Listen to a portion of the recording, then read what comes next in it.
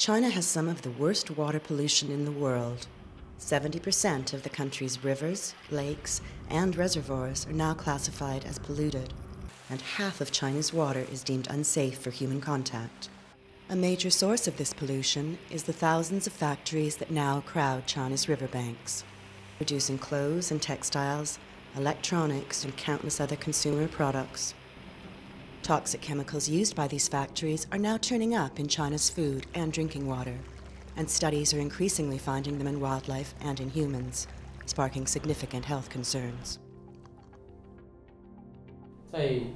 在这个对中国水污染的问题调查当中，我经过了5年多的时间，所看到中国有7大那个河流流域污染是相当严重的。是我们现在很多的这个江河流域啊，已经很多污染已经渗透到很多的地下水，使当地的居民带来严重的影响。 Over the past 12 months, Greenpeace has been investigating one source of this pollution, China's growing textile industry. Our investigation focused attention on 2 textile factories, the Youngor Garment Factory based on the Yangtze River Delta, and the Well Dyeing Company based on a tributary of the Pearl. Samples were taken from both factories' discharge pipes and local river sediments. The team also returned at night for sampling, as it's well known that Chinese factories often wait till nightfall to discharge toxic substances in order to avoid inspectors. We also spoke to local people about what it's like to live and work near these factories. 能丢，人家来捕鱼嘞。现在我看没有了。没有，一条鱼都没有嘞。它这个环境污染很严重的。那这台污啊，这些人家都有。啊，他们压根儿都造起来。压根儿是已经有水污染把出的一种习惯。 Investigators sent the river samples to laboratories in the Netherlands and to Exeter University in the UK for analysis, where scientists discovered several toxic chemicals.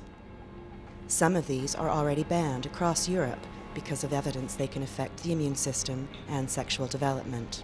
We found a wide range of hazardous chemicals in the samples. Amongst these were alkyl phenols and perfluorinated chemicals. These chemicals have a range of toxic properties. Both these groups of chemicals are persistent, they don't break down in the environment, and in Europe, alkyl phenols are no longer used in manufacturing processes.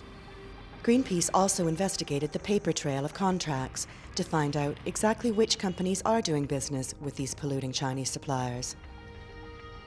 The trail led to a long list of famous multinational brands, including the sportswear giants Nike and Adidas, the Swedish fast fashion retailer H&M, and the Chinese sports brand Li Ning.